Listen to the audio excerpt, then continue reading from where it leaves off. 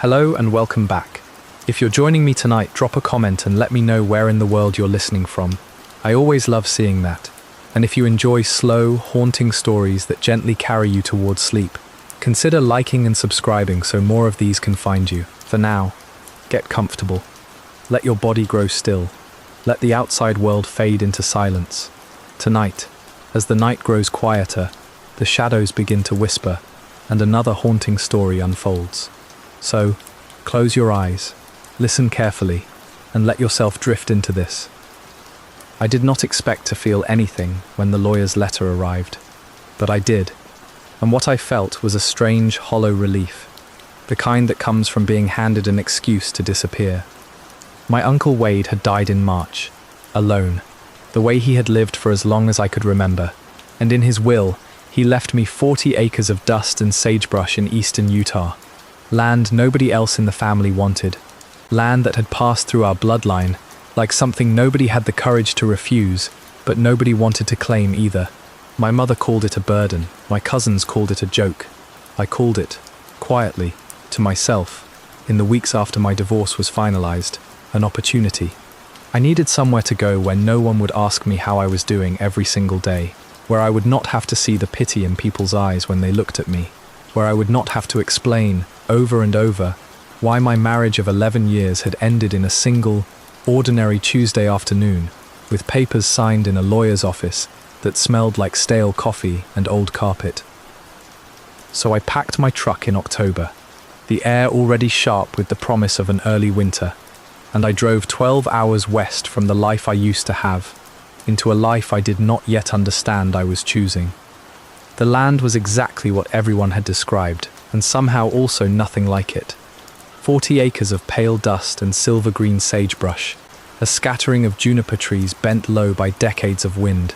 a house that had not been painted since before I was born, its clapboard siding the color of old bone. The mountains sat in the distance, blue-gray and indifferent, and the sky above them was the widest sky I had ever seen, so wide it made me feel smaller than I had felt in years, and there was something almost comforting in that smallness, like the land itself was reminding me that my failures, however large they felt inside my chest, were nothing against a landscape that had existed for millions of years before I arrived, and would exist for millions more after I was gone. The realtor met me at the gate to hand over the keys, a woman named Dolores with silver hair pulled back so tightly it seemed to stretch her whole face, and she would not look at me directly, not once, the entire time we spoke. She kept her eyes on the paperwork, on the horizon, on anything except my face, and when I asked her, half joking, whether the place came with anything interesting in its history, she laughed a short, brittle laugh that had no real humor in it. "Some folks around here call it cursed land," she said, still not meeting my eyes, still smiling that tight, uncomfortable smile. "But that's just old talk. Ranchers get bored out here. They tell stories to keep each other awake at the bar." I laughed along with her because that seemed like the polite thing to do, the expected thing. But I noticed the way her hand trembled slightly when she passed me the keys, and I noticed that she got back in her car and drove away faster than seemed necessary for a woman heading home to make dinner. I did not think much of it in that moment. I had spent the last several months learning to compartmentalize, to take the small, alarming details of my unraveling life and set them aside in boxes I did not open, and this felt like one more box, easy enough to close and forget. I told myself I did not believe in curses, that I was a rational man who had spent 15 years working in logistics, optimizing supply chains, a man who trusted spreadsheets and deadlines, and things that could be measured, and I unpacked my truck into the empty farmhouse, with something like determination, arranging my life into these unfamiliar rooms, as though order alone could hold back whatever unease had settled into my chest the moment Dolores drove away. The first night, I slept better than I had in months. I want to remember that clearly, because it matters later. How good,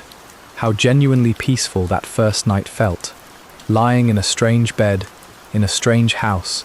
with no sound but wind moving through sagebrush, no city noise, no memories of my ex-wife's perfume still clinging faintly to a pillow I had not yet learned to wash away. I woke that first morning to birdsong and pale gold light through curtainless windows, and felt, for the first time in nearly a year, something that resembled hope. The second night was much the same. Quiet, undisturbed, the kind of silence that felt less like absence and more like a held breath, though I did not think of it in those terms yet.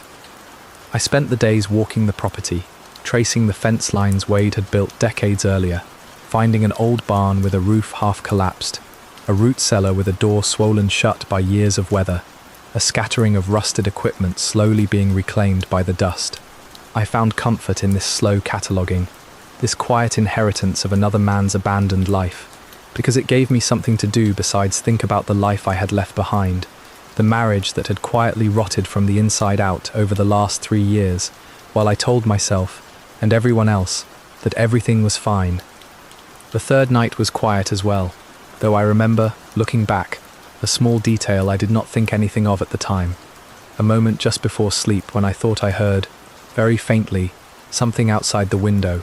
a soft, rhythmic sound like distant footsteps on packed earth, there and then gone, easily dismissed as wind moving loose, fencing somewhere on the property, or my own imagination filling in the unfamiliar silence with something to hold on to. I did not get up to check. I did not think it mattered.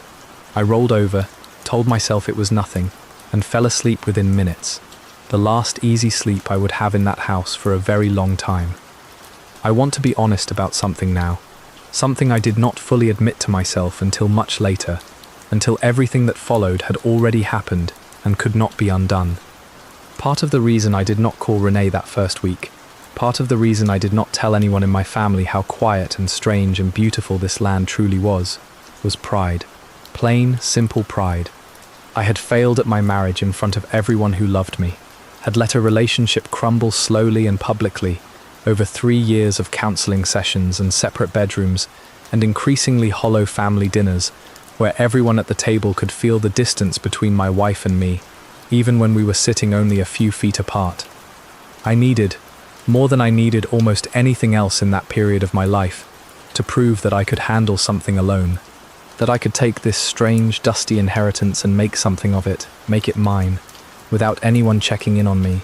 without anyone watching to see whether I would fall apart the way I had quietly fallen apart during the divorce, crying alone in my car in grocery store parking lots, calling in sick to work for reasons that had nothing to do with illness. So when the quiet ended, and it did end, on the 4th night, with a sound I could not explain away as wind or imagination, I did not call anyone. I lay in the dark, and I counted, and I told myself I was fine,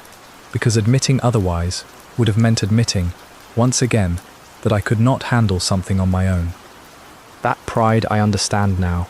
was the first door I opened without realizing it, the first small crack that let something else into my life, alongside the grief and the loneliness I had driven 12 hours to escape. It began just past midnight on the 4th night, and I remember the exact quality of the silence that came before it, because it was different from the silence of the previous nights, heavier somehow, more deliberate, the kind of silence that feels less like an absence of sound and more like something is actively holding its breath just outside your window. I was lying in bed, not quite asleep, drifting in that thin membrane between waking and dreaming, when I heard it, a low, rhythmic thudding, evenly spaced, patient, like a fist striking packed earth again and again, with the steady patience of something that had all the time in the world. At first, I told myself it was cattle. The Hendricks Ranch sat roughly a mile northeast of Wade's property, and I had seen their herd grazing near the shared fence line just that afternoon, dark shapes moving slowly across pale grass. It would have been easy, comforting even, to attribute the sound to hooves against dry ground, to livestock settling in for the night, shifting their weight in some collective unconscious rhythm. I clung to that explanation the way you cling to any explanation that lets you go back to sleep, and for several minutes, I nearly convinced myself, nearly let my eyes close again, until I remembered, with a small cold drop in my stomach, that the pasture directly behind the house, the pasture closest to my bedroom window, the pasture the sound seemed to be coming from, was empty. I had walked it myself 2 days earlier. There was no fence connecting it to the Hendricks land, No gate, no reason for cattle to have wandered there, even if they had somehow escaped their own pasture a mile away. I lay very still, the way you do when you are trying to convince your own body that stillness equals safety, and I listened. The thudding did not vary. It came at intervals so precise they felt almost mechanical, almost rehearsed, each beat landing with the same weight, the same patient spacing, as though whatever was making the sound was in no hurry at all, as though it understood, with a kind of terrible confidence, that it had all night to continue. I do not know why I started counting. I think, looking back, it was an attempt to impose some kind of order on something that felt entirely outside of order, a way of making the sound smaller, more manageable, more like data, and less like a living thing moving in the dark near my window. I counted each beat silently, my lips barely moving, my heart matching an uneven rhythm against the steady one outside. I reached 47 before it stopped. I do not know why that number has stayed with me so completely in the months since, why it feels etched into some part of my memory, the way a phone number from childhood stays lodged in your mind decades after you last needed to dial it. 47 means nothing on its own. It is not a significant number in any tradition I know of, not biblical, not superstitious, not mathematical in any way that would explain the way my chest tightened when the sound simply ceased, mid-rhythm, as though something had noticed I was counting and decided, with what felt uncomfortably like intention, to stop. The silence that followed was worse than the sound had been. I lay there for a long time, unmoving, listening to nothing,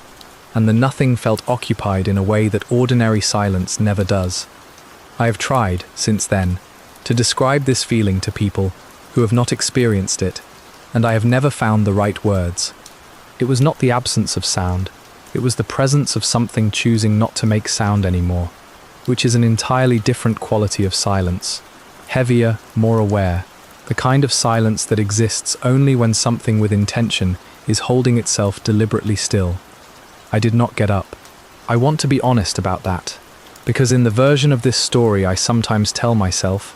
the version where I am braver than I actually was, I imagine myself rising, walking to the window, looking out into the dark pasture to confront whatever had made that sound. But that is not what happened. What happened is that I lay frozen beneath a blanket that suddenly felt too thin, staring at a ceiling I could not see in the darkness, waiting for morning with a kind of vigilance I had not felt since childhood, since the years before my parents' divorce, when I used to lie awake listening for the sound of raised voices through the wall, trying to determine from tone alone whether the night would end quietly or not. By the time grey light finally crept through the curtainless window, I had convinced myself, through sheer exhaustion and the ordinary human need to function, that I had imagined the whole thing, or at least exaggerated it, the way isolation and grief can make small sounds feel larger than they are. I got up, made coffee in Wade's ancient percolator, and told myself that today I would walk that pasture in daylight and find some perfectly reasonable explanation. A loose gate banging in the wind, some piece of farm equipment I had not yet catalogued, anything ordinary enough to let me file the previous night away in the same box where I had already placed Dolores's nervous laughter and her refusal to meet my eyes. I did walk the pasture that morning, coffee mug still warm in my hand, breath fogging in the cold October air. I found nothing, no loose gate, no equipment.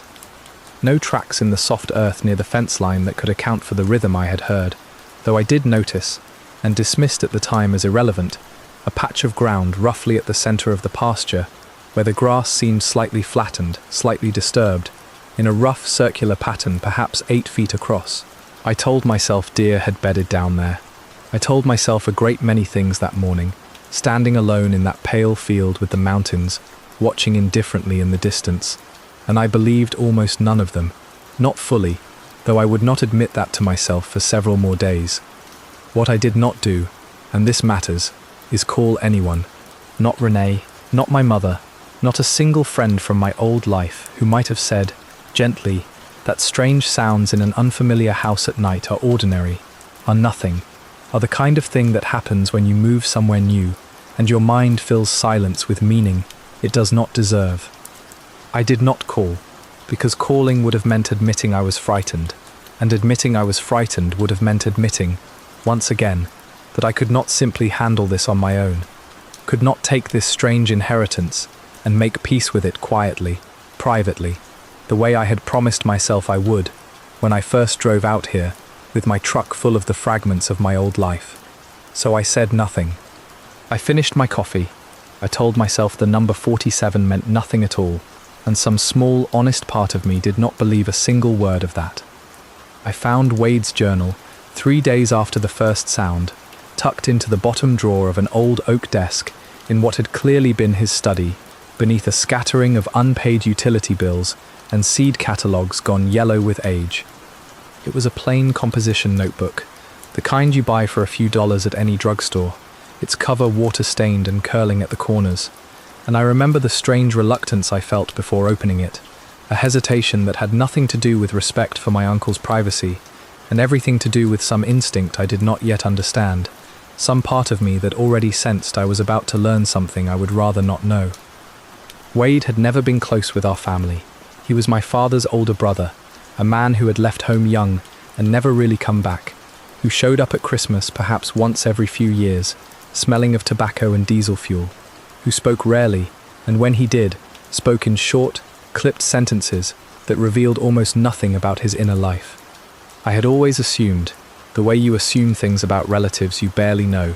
that his silence was simply the silence of a man who preferred solitude, who had chosen this remote land precisely because it asked nothing of him. Reading his journal, I began to understand that his silence had been something else entirely, not a preference, but a kind of exhausted vigilance,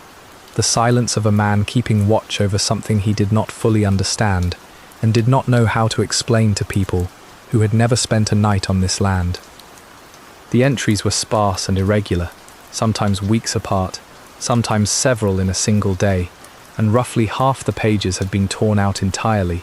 leaving jagged strips of paper still bound in the spine,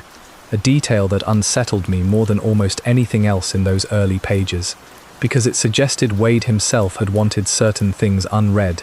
unremembered, removed even from his own private record. The remaining entries were mundane at first. Notes about weather, about a well pump that needed repair, about a neighbour's dog that had wandered onto the property. But scattered among these ordinary observations were other entries, shorter, more clipped, entries that read less like a diary and more like a man documenting evidence he did not want to accept. The one that stopped me cold, the one I read perhaps a dozen times that first evening, sitting alone at his desk with the last of the daylight fading through the window, read simply, "Lost 3 hours again today. Woke up facing the wrong direction." No date attached to that particular page, no context before or after it. Just those 2 lines in Wade's cramped, slanting handwriting, followed by nothing, an entire blank half page, as though he had started to write more, and then decided, deliberately, to stop. I laughed it off at first, the way you laugh off things that frighten you slightly more than you are willing to admit. An old man's confusion, I told myself. Undiagnosed dementia, perhaps, or the ordinary disorientation of someone living alone for decades. Someone whose sense of time had simply grown loose and unreliable the way isolation can loosen anyone's grip on the ordinary structures that keep a life organized. I set the journal aside that night, told myself I would read more of it later, and went to bed with a determined kind of normalcy, brushing my teeth, checking that the doors were locked, going through the small rituals that make a house feel safe, even when some part of you no longer fully believes it is. I do not remember falling asleep. I want to be clear about that, because it matters enormously to what happened next. I have no memory whatsoever of the transition between lying in bed, reading by lamplight, and the moment 2 mornings later, when I woke with a start, disoriented, cold, and profoundly confused about where exactly I was. I was not in my bed. I was sitting upright in the driver's seat of my truck, engine still running, headlights cutting weakly into pale pre-dawn light, parked at the far edge of the property line, nearly half a mile from the house. I sat there for a long moment, simply trying to orient myself, my mind moving slowly through the fog of whatever had just happened, my hands still gripping the steering wheel, though the truck was in park. the engine idling steadily, as though it had been running for some time. I checked my watch, an old analog piece my ex-wife had given me years earlier, one of the few things from that marriage I still wore out of habit rather than sentiment, and it read 4 in the morning. I remember laughing, a short, panicked, disbelieving sound, because I distinctly remembered going to bed the previous night at 4 in the morning, having stayed up far too late reading Wade's journal by lamplight, glancing at the clock on the nightstand and thinking, with the particular exhaustion of someone who has lost track of time, that I really ought to sleep. 4 in the morning to 4 in the morning, an entire day, or very close to it, simply gone, unaccounted for, existing nowhere in my memory except as a blank space between reading at a desk and waking in a truck I had no memory of starting, driving, or parking at the edge of a property I had walked on foot dozens of times in the 2 weeks since I arrived. My clothes were the same clothes I remembered wearing the previous evening, though they were dusty now, streaked with dirt at the knees, as though I had, at some point during those missing hours, knelt or crawled across the ground. My hands, when I finally released the steering wheel and examined them in the pale dashboard light, were scraped along the knuckles, small abrasions I could not explain, the kind of marks you get from crawling through brush or gripping something rough and unyielding. I drove back to the house slowly, my hands trembling on the wheel, and I did not tell anyone what had happened, not that day, not in the days that followed. I told myself, because the alternative was too frightening to hold on to for long, that I had simply sleepwalked, that grief and isolation and the strange unfamiliarity of this new life had triggered some latent sleep disorder I had never experienced before, that the scrapes on my hands came from stumbling through underbrush in the dark, that the missing hours were simply hours I had spent unconscious of my own actions, but not truly absent, not truly lost in the way Wade's journal entry suggested he had lost his own hours, facing, as he put it, the wrong direction, though I did not yet understand what direction he meant, or wrong relative to what. I understand now, with the clarity that only comes after everything that followed, that I was doing precisely what Wade must have done for years in this house, alone, without anyone to reassure him or contradict him, constructing careful, reasonable explanations for things that had no reasonable explanation, building a fragile scaffolding of normalcy over an experience that refused, fundamentally, to be normal. I did not call Renee. I did not call a doctor. I put the journal back in its drawer, told myself I would read no further, and spent the rest of that day pretending, with increasing difficulty, that everything about my new life remained exactly as ordinary as I had wanted it to be when I first arrived. Renee called on a Thursday evening, nearly 2 weeks after I had arrived, her voice carrying that particular texture of worry she had perfected over the past year, ever since my marriage began its slow, public collapse. She was 3 years younger than me, and despite that gap, or perhaps because of it, she had always positioned herself as the more capable sibling,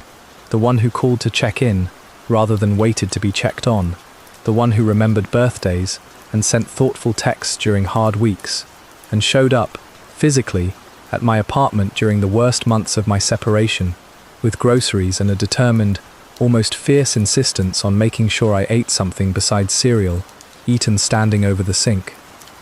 "You've been quiet," she said, and I could hear the specific quality of concern in her voice, the tone she used when she suspected I was minimizing something,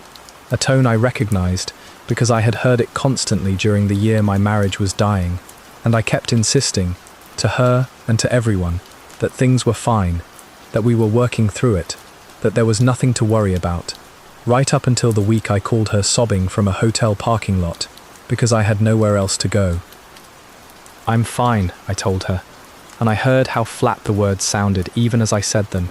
how practiced, how identical they were to every other time I had said them over the past year, while very clearly not being fine at all. "The land's beautiful, quiet. I needed quiet." "Wade's place always sounded a little strange to me," she said, and there was something careful in the way she said it, something that made me wonder, even then, whether our family had known more about Wade's later years than I had ever been told directly. Mum said he stopped answering the phone the last few years, Said some weird stuff to her once, near the end, about the property. She never told me what, exactly, just that it unsettled her enough that she didn't push him on it. I did not tell her about the sound at the window, the 47 beats I had counted before it stopped. I did not tell her about the missing hours, the truck at the property line, the scraped knuckles I still could not explain 3 days later. I did not tell her about Wade's journal, about the torn-out pages, about the 2 sentences that had lodged themselves so completely in my mind that I found myself thinking about them at odd moments throughout the day. Lost 3 hours again today. Woke up facing the wrong direction, because telling her any of it would have meant admitting that something was genuinely wrong out here, and admitting that felt, in that moment, like admitting defeat. "Come stay with me for a while," she said, her voice gentle, but insistent in the way it always was when she had decided something needed to happen. "You don't have to prove anything out there alone. Nobody expects that of you." But that was exactly the problem, and I understood it even as I dismissed her offer with a laugh that came out more brittle than I intended. Nobody expected it of me, true, but I expected it of myself. Desperately, the way you cling to expectations of your own competence, when every other part of your life has quietly fallen apart around you. My marriage had ended not because of some dramatic betrayal, but because of a slow, mutual failure to remain present with each other. A decade of small avoidances accumulating into an unbridgeable distance. And throughout that entire decline I had told myself, told everyone, that I had it handled, that things were fine, right up until the moment it became impossible to maintain that fiction any longer. I could not bear the thought of repeating that pattern here, of calling my little sister within a month of arriving, to admit that I was hearing things in the night, that I was losing hours I could not account for, that some deep, primal part of me was becoming afraid of a house I had inherited, and a piece of land I had chosen, publicly, proudly, as the place where I would rebuild my life on my own terms. "I'm okay, Renee," I said again, and this time I heard my own voice waver very slightly on the word okay, a small crack I hoped she would not notice, though of course she noticed everything, always had, ever since we were children, and she seemed to possess some innate radar for the exact moment I was hiding something from her. "You don't sound okay," she said quietly. "I'm just tired. Long days out here, that's all. Physical work. I'll sleep better once I'm settled in properly." There was a pause on the line, long enough that I could hear the faint static of distance between us, and I imagined her sitting in her kitchen back home, phone pressed to her ear, weighing whether to push harder or let it go, the way she always weighed those things with a care I did not deserve and rarely appreciated at the time. "Okay," she finally said, though her tone made clear she did not believe me, not fully. "But call me, please. Actually call me. Don't just text. I want to hear your voice, not just read words on a screen that could mean anything." I promised I would, and in the moment I meant it. The way I had meant so many promises throughout the collapse of my marriage, that I had ultimately failed to keep. We talked for a few more minutes about ordinary things. Our mother's health, a cousin's upcoming wedding, the mundane fabric of a family continuing to exist despite everything that had changed within it. And then we said goodnight, and I sat alone in Wade's dim kitchen for a long time afterward, phone still warm in my hand, feeling the particular loneliness of having just spoken to someone who loved me, and having told her, deliberately, almost none of the truth. I think about that conversation constantly now, replay it obsessively, because I understand, with a clarity that arrived far too late to matter, that this was the moment I could have changed everything. If I had told her the truth that night, about the sound, about the missing hours, about the growing wordless dread that had begun settling into my chest every evening as the light faded over the mountains, she would have come immediately. I know that now. She would have driven out here without hesitation and either helped me leave that land forever, or, at minimum, been present with me as whatever was unfolding continued to unfold, rather than isolated in the way pride had left me, rather than facing what came next entirely alone. But pride is a strange and stubborn architecture, built slowly over years of trying to prove yourself capable to people who never actually demanded that proof. And mine held firm that night, held firm through the silence that followed our call, held firm right up until the moment it was far, far too late to matter at all. It happened on the 9th night, though I did not begin counting nights consciously until afterward, when the counting itself became a kind of desperate ritual, a way of imposing structure onto a sequence of events that refused, fundamentally, to make sense. I had gone to bed later than usual, having spent the evening reading further into Wade's journal, despite my earlier promise to myself that I would set it aside. And I remember the particular quality of restlessness I felt lying in bed that night, a kind of low-grade electrical hum beneath my skin that made sleep feel distant and unreachable, no matter how tired my body actually was. I got up sometime after midnight to get water from the kitchen, moving through the dark house with the particular carefulness you develop after 2 weeks of living somewhere unfamiliar, and it was on my way back to the bedroom, passing the window that faced the eastern pasture, that I saw it standing at the fence line, motionless, facing the house. I want to describe it as precisely as I can, though precision feels almost impossible when I try to reconstruct the moment now, because what struck me first was not any single detail, but a kind of accumulated wrongness, a sense that my mind was assembling an image out of shapes that did not fit together the way they should. It was tall, taller than seemed possible for anything standing on that fence line, its silhouette dark against the slightly lighter grey of the night sky behind it, and its shoulders were too wide, disproportionately wide, wider than any human frame however large, and yet its head hung low between those shoulders, in a posture that felt almost apologetic, almost deferential,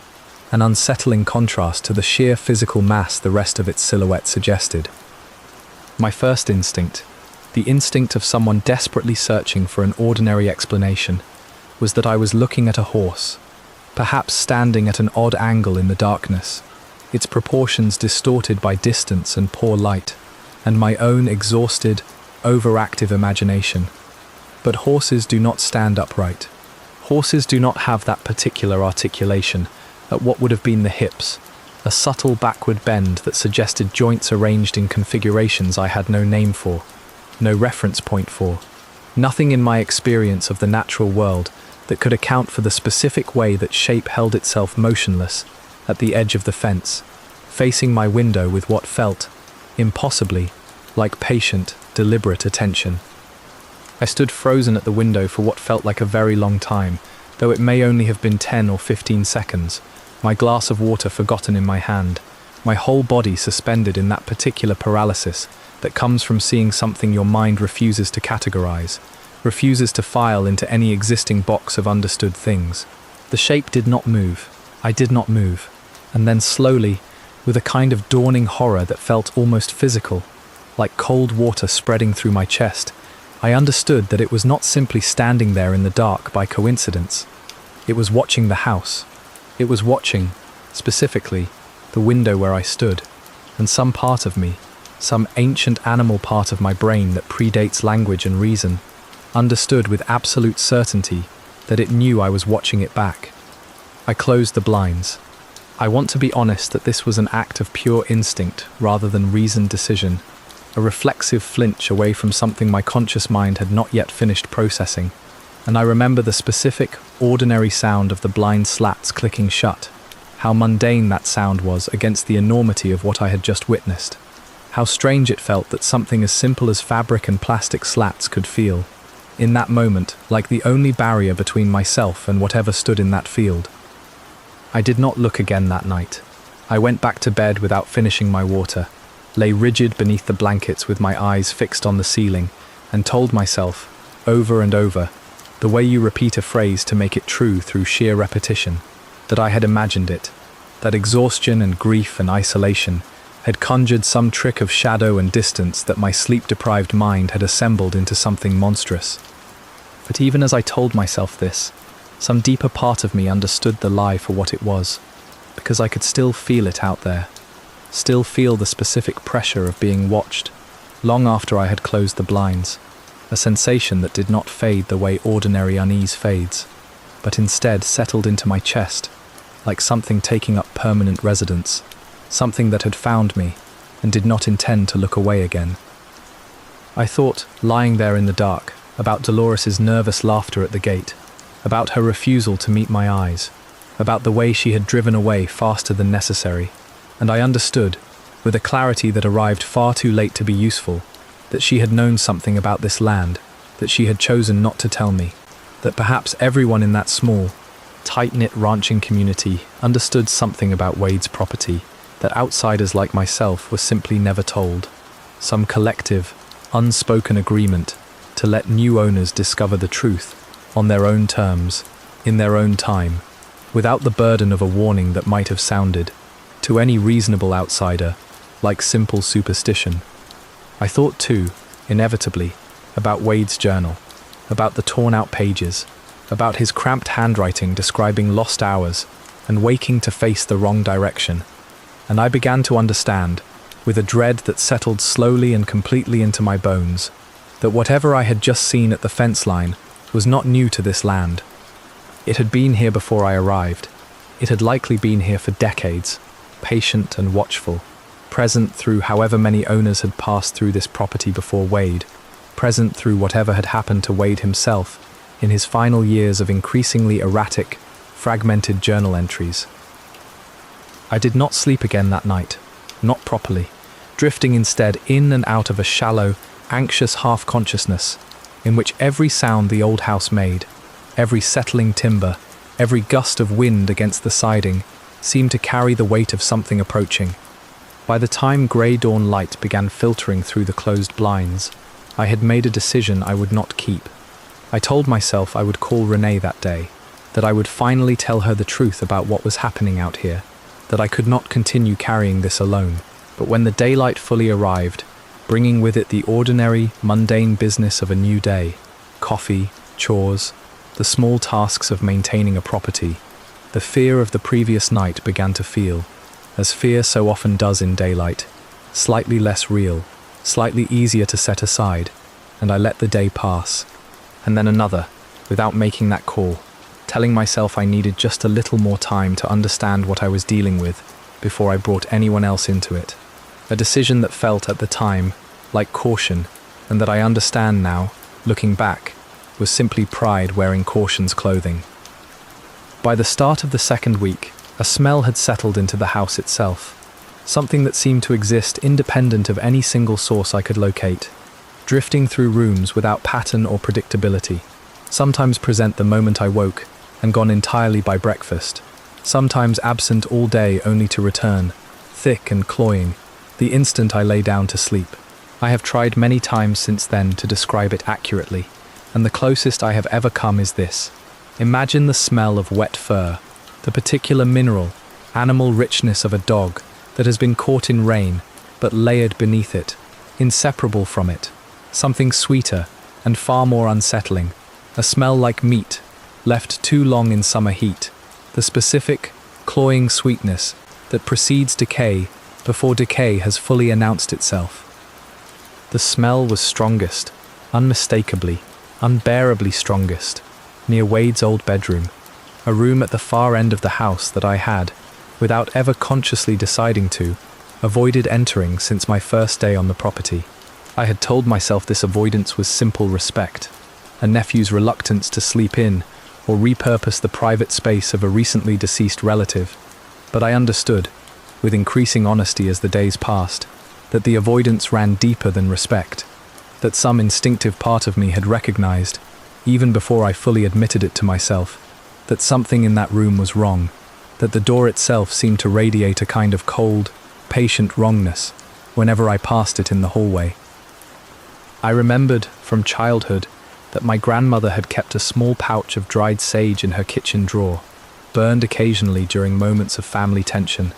a small superstitious ritual she never fully explained, but that the rest of the family indulged with the gentle tolerance reserved for an elder's harmless eccentricities. Dolores, at the gate on my first day, had made a joking reference to smudging the house, some offhand comment about local ranching families who still practiced small cleansing rituals, passed down from older traditions in the region, and I had laughed along with her at the time, dismissing it as quaint folklore. But by the second week, desperate and increasingly unable to sleep, I drove into the nearest town and bought a bundle of sage from a small shop that sold, alongside groceries, an assortment of crystals and dream catchers, and other items clearly aimed at tourists passing through, and I burned it that evening, moving slowly through each room of the house, with the smoking bundle held before me, the way I had seen it done in half-remembered videos, feeling faintly ridiculous even as I did it. A rational man performing a ritual he did not believe in, out of sheer, exhausted desperation. The smell did not lessen. If anything, and I recognize how impossible this sounds, it seemed to intensify in direct response to my efforts, growing sharper, more insistent, more specifically located near Wade's bedroom door, as though whatever was producing it had noticed my attempt to drive it away and had responded not with retreat, but with something that felt, unmistakably, like offense. I stood in the hallway that evening, smoke curling from the sage bundle in my trembling hand, and I felt, for the first time since arriving on this land, a fear that went beyond unease, beyond the rational anxiety of strange sounds and lost hours, a fear that felt ancient and total,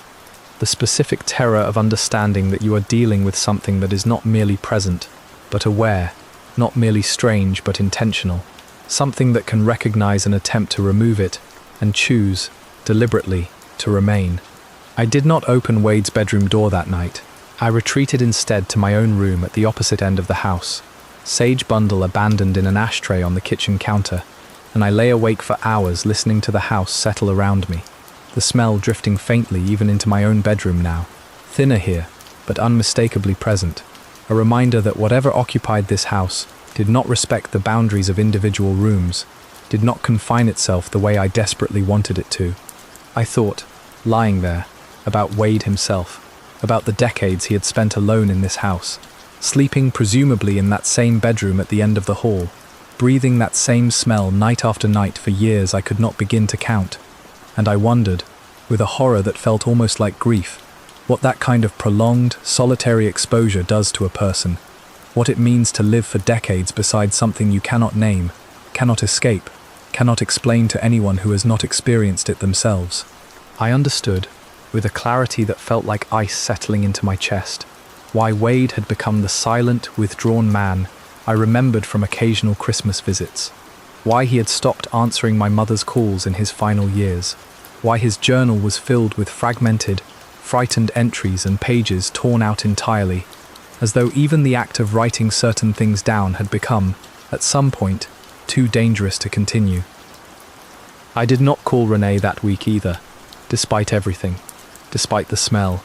despite the shape at the fence line I had not seen again but still felt. Some nights, watching from beyond the reach of the porch light, I told myself I needed to understand more before I brought her into this. Told myself that whatever was happening here was mine to solve, mine to survive, a private trial I needed to pass on my own terms before I could admit to anyone, including myself, how frightened I had truly become.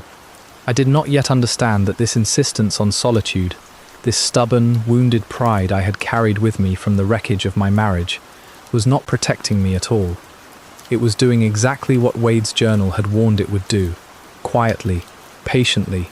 isolating me one refused phone call at a time, preparing me, without my knowledge or consent, for whatever was still to come. I found the barn on a grey Tuesday afternoon, nearly 3 weeks into my stay, drawn there not by any specific purpose, but by the same restless need to catalogue that had sent me walking the fence lines during my first days on the property, an attempt to impose order and familiarity onto land that had stopped feeling familiar somewhere around the 9th night, when I first saw the shape at the fence line watching my window. The barn itself was a sagging structure, its roof caved in on the northern side, where decades of snow load had finally won out against old timber, its walls silvered with age, and I had avoided it thus far, mostly out of practical caution, uncertain whether the floor inside remained stable enough to walk across without risk of falling through into whatever lay beneath. That afternoon, though, something drew me specifically to the large sliding door on the barn's western face, a door built from thick, weathered planks bound together with iron strapping that had rusted to the color of dried blood. I do not know, even now, what made me approach that door, rather than continue my usual perimeter walk along the fence, whether it was simple curiosity or something closer to a summons, a pull I felt in my chest, the way you feel the pull of a held breath finally needing release. I remember standing before it for a long moment before I saw what had been carved there, low, at roughly the height of a kneeling person, hidden partially by decades of dust and cobweb, that I brushed away without thinking, the way you clear grime from an old photograph you suddenly need to see clearly. It was a spiral inside a spiral, cut into the wood with a precision that unsettled me the moment I recognized it. Two concentric spiraling grooves winding toward a shared center point, each line clean and deep, cut with what must have been enormous patience, enormous care, the kind of mark that could not have been made in a single sitting, could not have been made quickly, or in anger, or in any state other than deliberate, sustained concentration. I ran my finger along the outer groove first, feeling its depth, feeling the smoothness of wood, worn by what must have been repeated tracing, as though someone, Wade, surely, though I could not imagine him possessing this kind of patience, based on the little I remembered of him, had returned to this symbol again and again over years, retracing its lines with his own hands, the way a person might worry a rosary, a small compulsive ritual performed in private, away from any eyes that might have asked him to explain it. I thought immediately of Wade's journal, of the many entries I had already read, and the many more I had not yet found the courage to finish, and I went back to the house that evening, specifically searching for any reference to this symbol, flipping through water-stained pages with an urgency that surprised me, until I found it, a single line scrawled in the margin of an otherwise illegible entry, ink smeared as though written in haste or under some kind of physical distress. Don't let it finish the circle. I read those 6 words perhaps 20 times that evening, sitting at Wade's old desk with the lamp casting its weak yellow light across the page,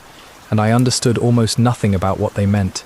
and yet I understood, on some level beneath language, that they mattered enormously, that Wade had considered this warning important enough to preserve even as he tore out so many other pages of his own record, important enough to write even in what must have been a state of significant distress, judging by the wildness of the handwriting compared to his usually careful, measured script. I went back to the barn the following morning, coffee still warm in my stomach, daylight bright and ordinary around me, in a way that made the previous evening's fear feel slightly foolish, slightly exaggerated, and I stood again before the carved door, studying the spiral with the detached curiosity of someone examining a puzzle rather than a warning. I remember thinking, in that moment, that the symbol resembled something I had seen once in a book about ancient petroglyphs,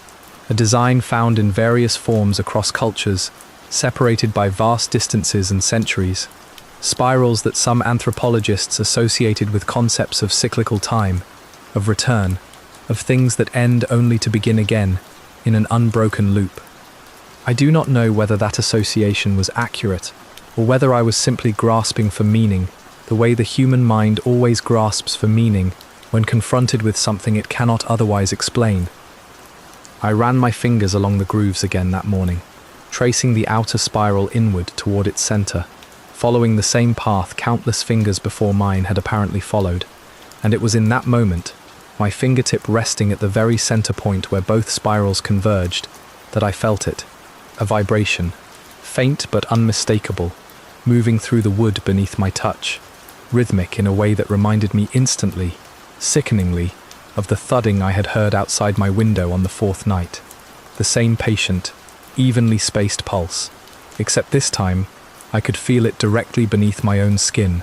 traveling up through my fingertip and settling somewhere in my chest like a second heartbeat, superimposed over my own.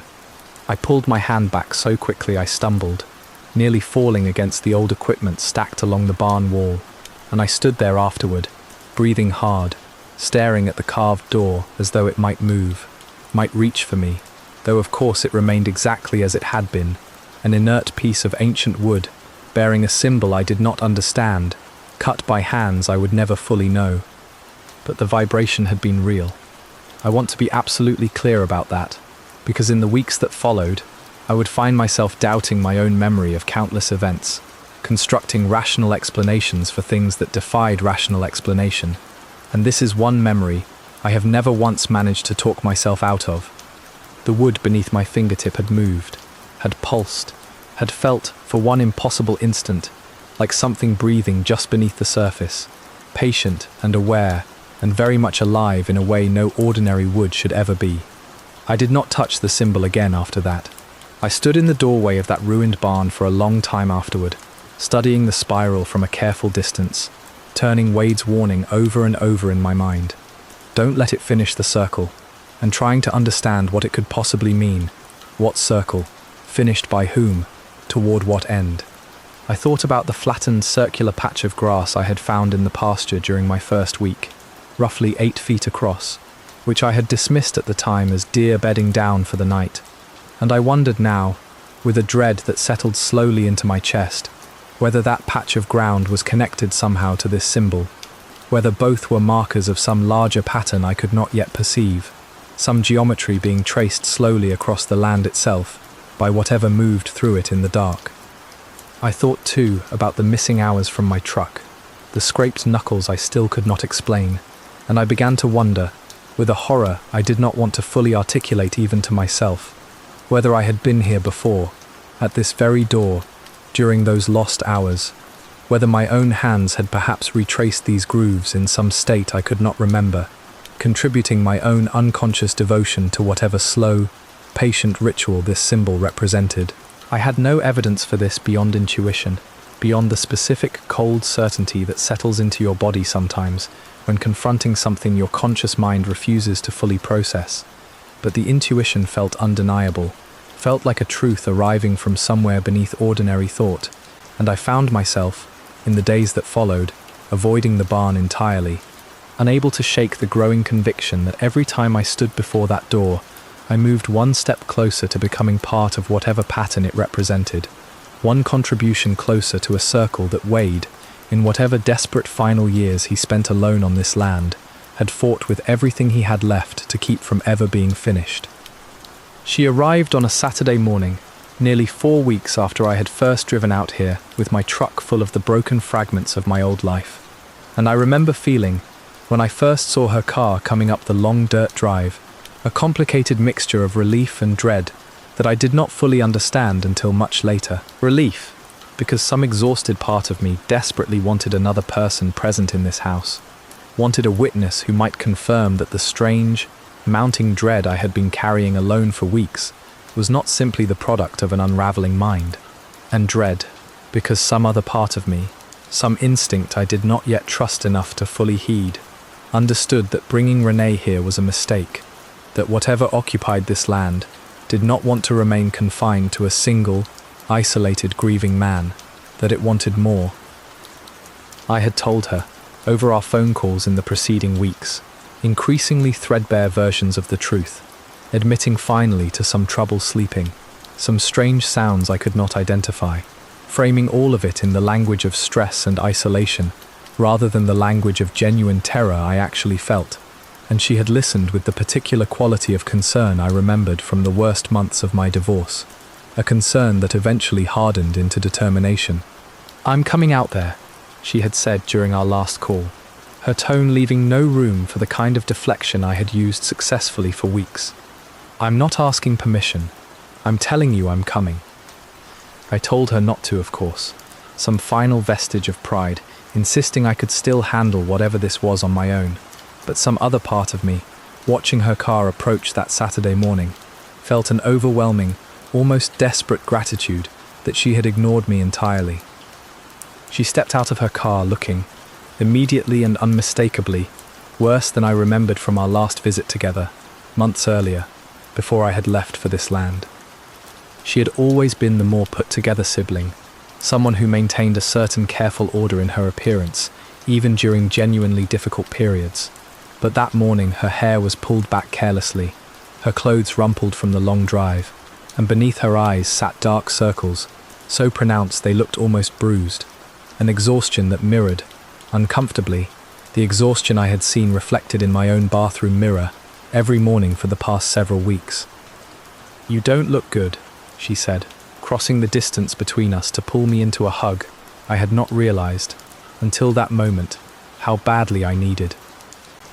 I wanted to say the same thing back to her, wanted to ask what had happened in the weeks since we last spoke, to leave her looking so thoroughly depleted,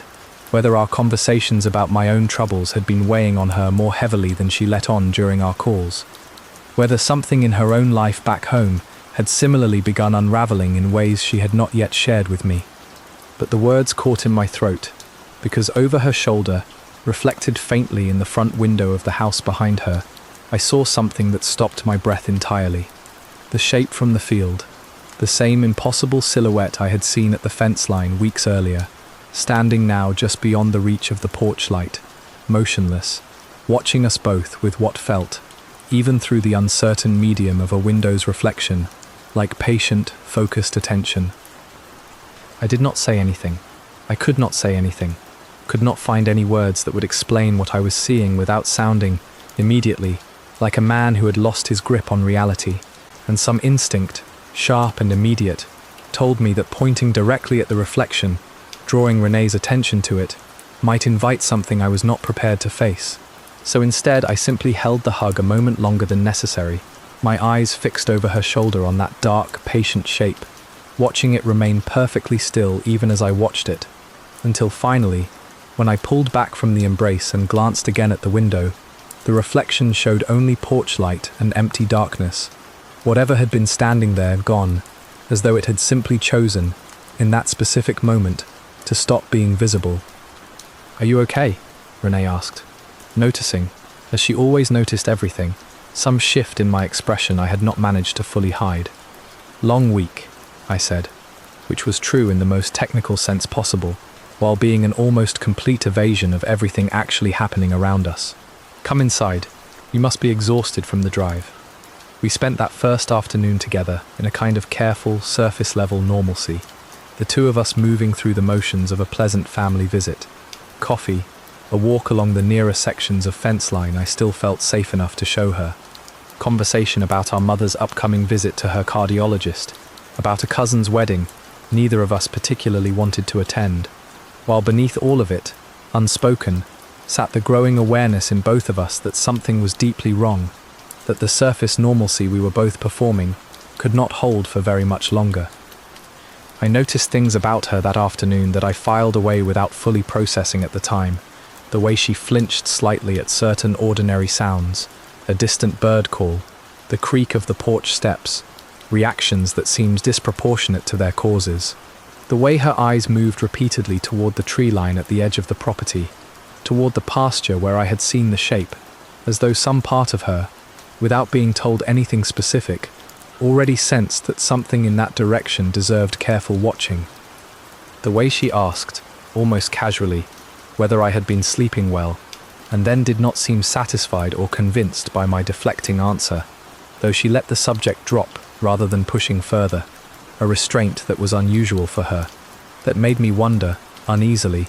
whether she was carrying her own private burden of fear she had not yet found the words to share with me either. By evening, we were both exhausted in a way that had little to do with physical activity, worn down instead by the effort of maintaining pleasant conversation over a foundation of unspoken dread that grew heavier with each passing hour, and I understood, watching her across the dinner table that night, picking at food she barely touched, that whatever fragile peace we had constructed that afternoon was not going to survive the evening intact.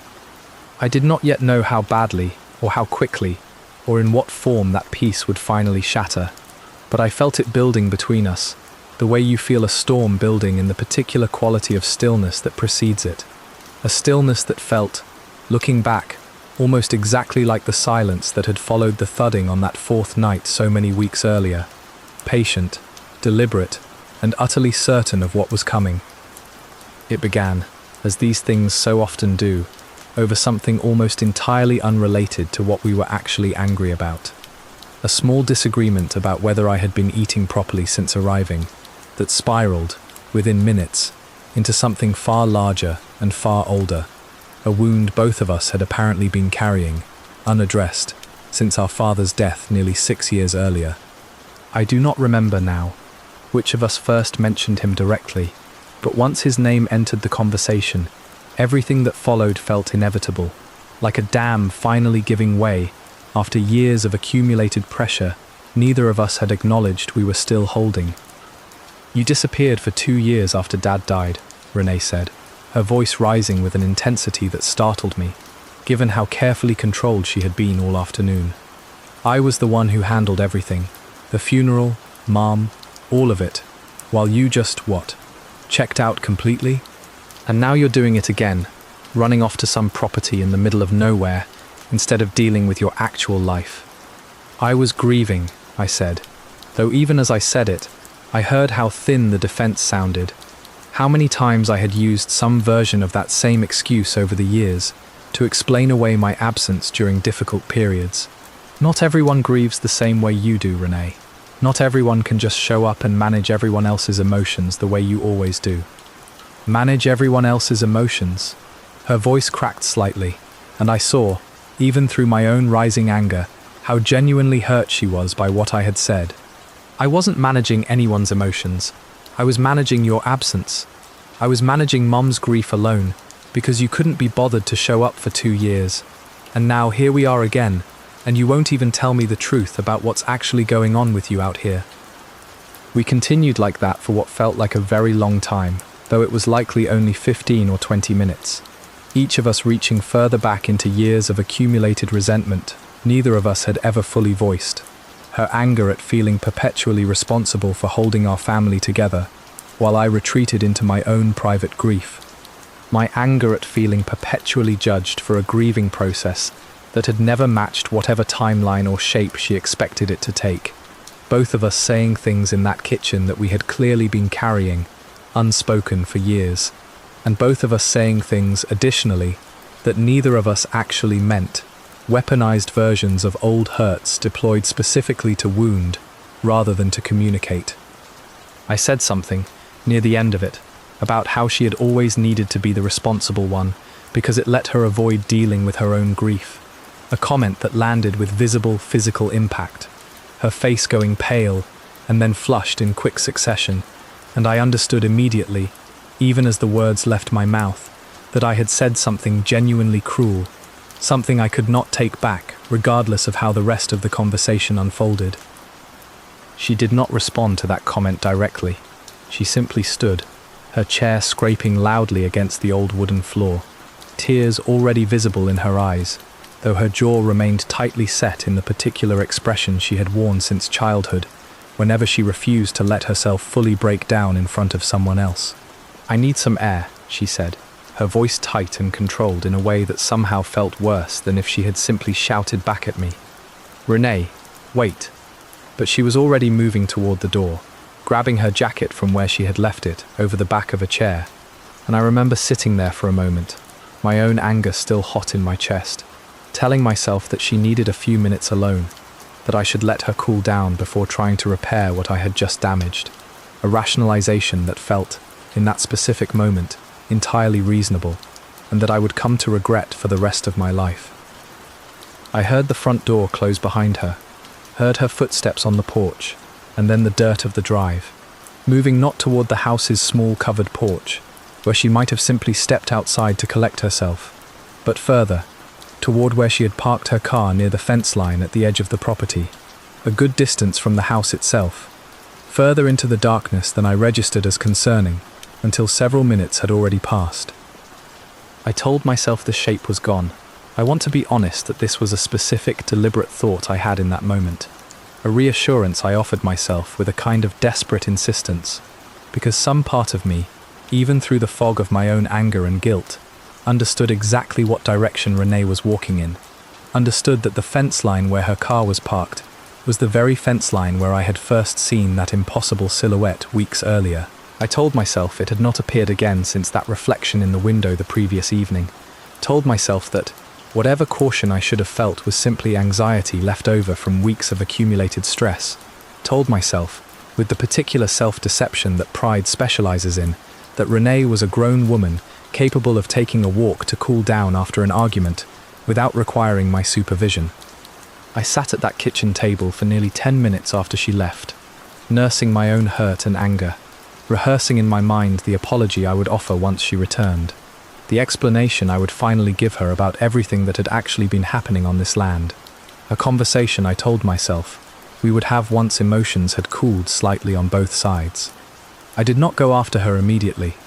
I did not call out to check that she was all right.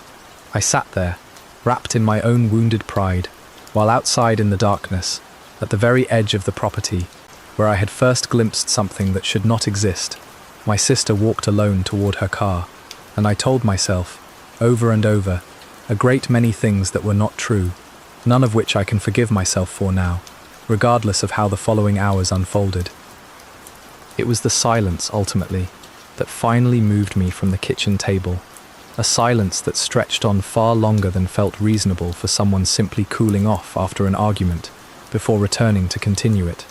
or to apologize, or to simply retrieve something from her car before coming back inside. I do not know exactly how long I sat there before the specific quality of that silence began to register as wrong, rather than merely awkward. But I remember the moment clearly. I glanced at the kitchen clock, saw that nearly 20 minutes had passed since Renee walked out the door, and felt, for the first time since the argument began, a cold thread of genuine fear cut through my lingering anger. I went out onto the porch first, calling her name into the darkness, with a voice that still carried some residual irritation, some expectation that she would answer with her own frustrated response, that we would simply continue our fight from a slightly different location, before eventually, inevitably, finding our way back to reconciliation, the way siblings always eventually do.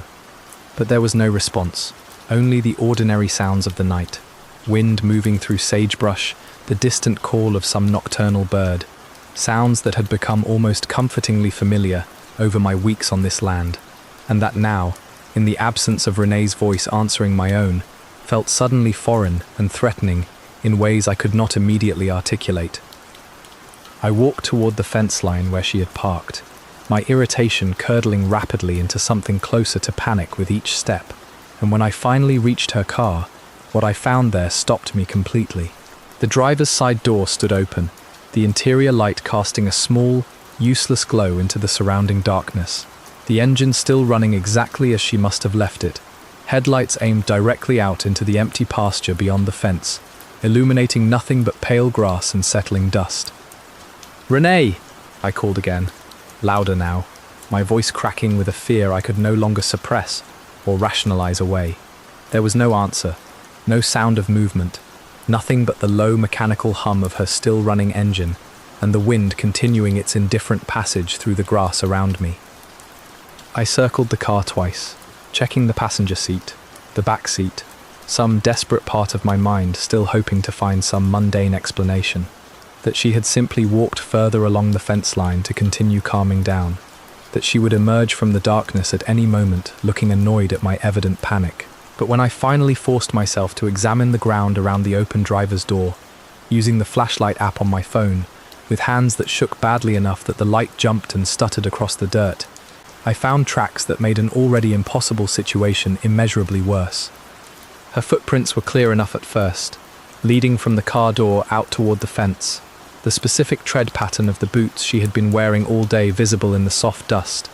evenly spaced in a way consistent with ordinary walking. But roughly 10 feet from the car, a second set of tracks appeared alongside hers, converging with her path, as though something had approached her from the side, and these tracks bore no resemblance to anything human. They were too long, the stride between each print stretching nearly twice the distance of Renee's own steps, and each individual print itself was too deep, pressed far more forcefully into the packed earth than seemed possible for anything moving under ordinary gravity, as though whatever made them carried a weight entirely disproportionate to its apparent size. The two sets of tracks continued together for perhaps 20 feet before veering sharply away from the fence line, away from the direction Renee's car faced, toward a cluster of trees at the property's northern edge. And it was this detail, more than almost anything else in that entire nightmarish sequence of discovery, that filled me with a specific, disorienting horror. There were no trees there. I had walked that section of the property multiple times during my first weeks on the land, had specifically noted, during one of my early cataloguing walks, that the northern edge consisted of open pasture extending all the way to a distant ridgeline, entirely devoid of any tree cover whatsoever, a detail I remembered with total clarity because I had thought, at the time, how unusually flat and exposed the land was, in that particular direction, compared to the rest of the property's scattered juniper stands. And yet the tracks led directly toward trees that should not exist, that I had personally confirmed were not there only weeks earlier, disappearing into a darkness that seemed, impossibly, deeper and more absolute than the darkness surrounding the rest of the property, as though that specific patch of night had been carved out and replaced with something else entirely, some pocket of altered space that did not follow the rules governing the rest of the land I thought I had come to know. I stood there for a long moment, flashlight beam trembling across those impossible tracks, my sister's name still echoing uselessly in my throat, and I understood, with a certainty that felt like ice spreading through my entire chest, that whatever had approached her in the darkness had not simply frightened her away, had not caused her to run in panic back toward the house or further down the drive toward the main road. It had led her, deliberately, towards something that existed outside the ordinary boundaries of this land, toward a destination that violated my own basic understanding of the property's geography, and every rational fragment of my mind screamed that I should not follow those tracks, should instead call for help immediately, should retreat to the house and phone the county sheriff's department, and wait for people equipped to handle whatever genuine emergency was unfolding. But beneath that rational fragment sat something far more primal and far more insistent, a desperate, animal need to find my sister, regardless of what waited for me in that impossible darkness. And I understood,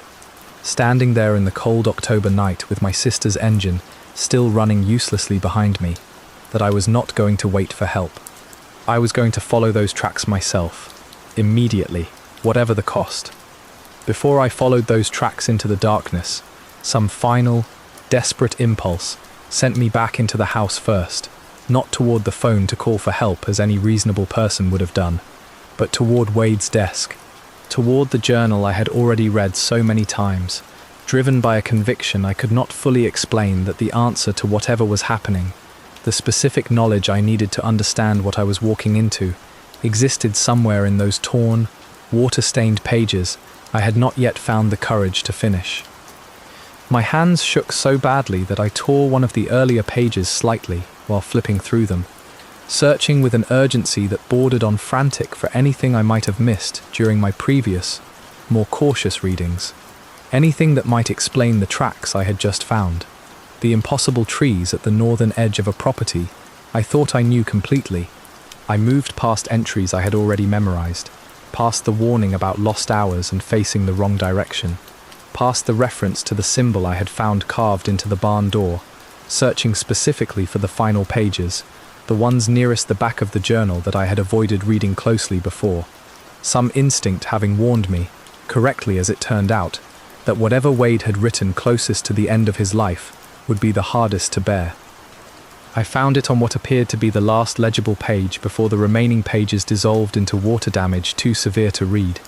Wade's handwriting here, even more erratic than in earlier entries, the letters pressed so hard into the paper in places that they had torn slightly through, evidence of whatever emotional state he had been in while writing these final words. The entry read, "It doesn't take you, it takes what you love, and makes you watch. That's the punishment for the circle you never finished." I read those words perhaps a dozen times, my mind struggling to assemble them into something coherent, something that might offer practical guidance for what I needed to do in the next several minutes, but they resisted easy interpretation, remaining instead a kind of terrible, fragmented poetry whose full meaning I could only partially grasp. It doesn't take you. Did that mean I was, in some sense, protected, spared from whatever fate awaited others on this land? It takes what you love. Renee. Clearly, though the phrase's generality suggested this pattern had likely repeated before, with others, with whoever Wade himself had loved during his decades alone here, a wife or partner I had never known about, perhaps, someone erased so completely from family memory that even my mother had never mentioned them. And makes you watch. This phrase alone filled me with a horror so complete that I had to steady myself against the desk,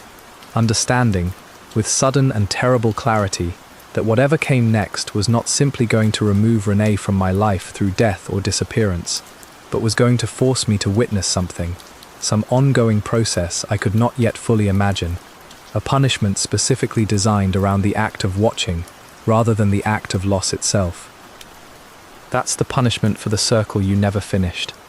This final phrase connected directly, I understood immediately, to the spiral I had found carved into the barn door, to Wade's earlier warning scrawled in the margin, "Don't let it finish the circle." Somewhere in his own life, decades earlier, Wade had apparently failed to complete some ritual, some obligation this land, or whatever inhabited it, demanded, and that failure had resulted in a punishment whose exact mechanics I still did not understand, but whose emotional shape was becoming horribly clear. Someone he loved had been taken, not swiftly, not mercifully, but in a manner that forced Wade himself to watch it happen, to witness whatever transformation or suffering followed, for however long that process required, perhaps for years, perhaps for the remainder of his own life. I understood, sitting there with that journal trembling in my hands, why Wade had become the silent, isolated man my family remembered from occasional visits, why he had stopped answering phone calls in his final years,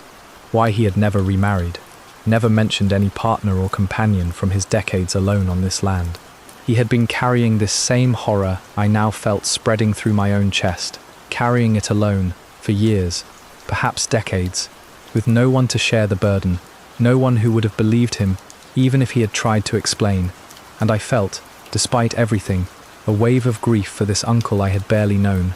understanding suddenly the true weight of what he had silently endured. But understanding Wade's grief did nothing to help me understand what I needed to do in the next few minutes, whether following those tracks into the impossible darkness at the northern edge of the property represented my only chance to help Renee,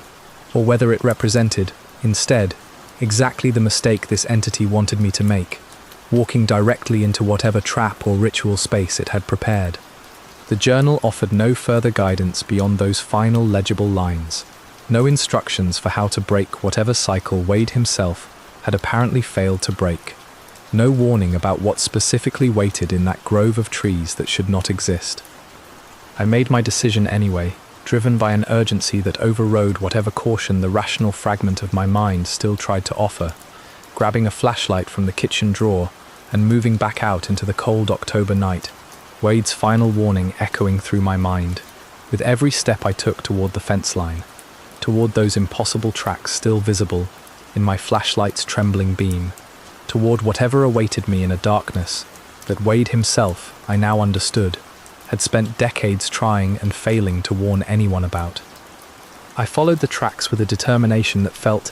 in retrospect, almost entirely disconnected from rational thought, my flashlight beam jumping erratically across the dark ground as my hands continued shaking, calling Renee's name into the night with a voice that grew progressively rawer and more desperate the further I walked from the house, from the false safety of walls and locked doors, into land that felt increasingly unfamiliar despite my weeks of walking its boundaries in daylight. The tracks led steadily northward, exactly as I had first observed, moving with unwavering purpose toward that impossible cluster of trees, and I remember noting, with a distant, horrified part of my mind still capable of observation despite my mounting panic, that the temperature seemed to drop noticeably as I approached them,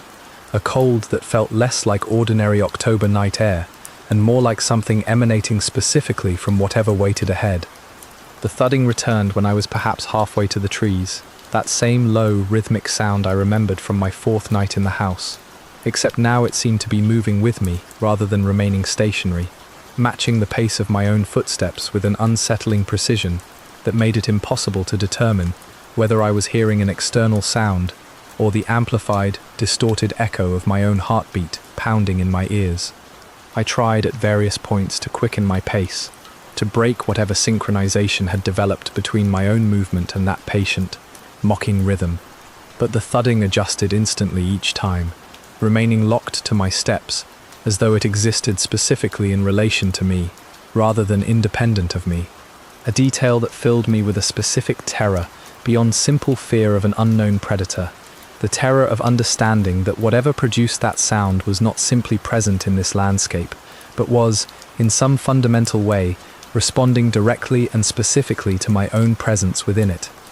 The smell arrived next, that same combination of wet fur and cloying sweetness, that had settled into Wade's old bedroom weeks earlier, except here, in the open night air, it carried a different quality, richer and more overwhelming, thick enough that I found myself gagging slightly as I pushed forward, my eyes beginning to water from the sheer concentrated force of it. I kept my flashlight beam fixed on the ground before me, following the two sets of tracks, Renee's familiar boot prints alongside those impossibly long, impossibly deep strides, and I tried desperately not to think about what those proportions implied, about the size and shape of whatever had walked alongside my sister into this darkness. The trees, when I finally reached them, rose up out of the darkness with a suddenness that felt almost like an optical illusion. Tall pines that had no business existing on this particular stretch of high desert pasture, their trunks black and slick-looking in my flashlight beam, despite the complete absence of any rain that night, their canopy so dense overhead that it blocked out even the pale ambient light of stars that had illuminated my walk across the open pasture. I pushed through the tree line with my flashlight held before me like a weapon, calling Renee's name one final time, my voice cracking completely on the second syllable, and it was in the beam of that trembling light, perhaps 30 feet ahead of me in a small clearing among those impossible trees, that I finally saw her. She stood perfectly still, facing away from me, towards some point deeper in the trees that my flashlight beam could not fully illuminate, her posture rigid in a way that immediately struck me as deeply, fundamentally wrong, some quality in the set of her shoulders that did not match the sister I had known my entire life. I called her name again, softer this time, taking a slow step forward, and she did not turn, did not respond in any way that suggested she had heard me at all, remaining instead perfectly motionless, facing whatever waited in the deeper darkness beyond the reach of my light. It was only as I drew closer, my flashlight beam catching her more fully, that I noticed the specific detail that stopped my breath entirely, that sent ice flooding through every part of my body. Her shoulders, beneath the jacket she had been wearing all day, appeared subtly, almost imperceptibly too wide. The fabric stretched slightly across a frame that seemed, in the uncertain light, to have shifted somehow from the proportions I remembered, a wrongness so small it might have been dismissed as trick of shadow and exhaustion under any other circumstances. But that landed,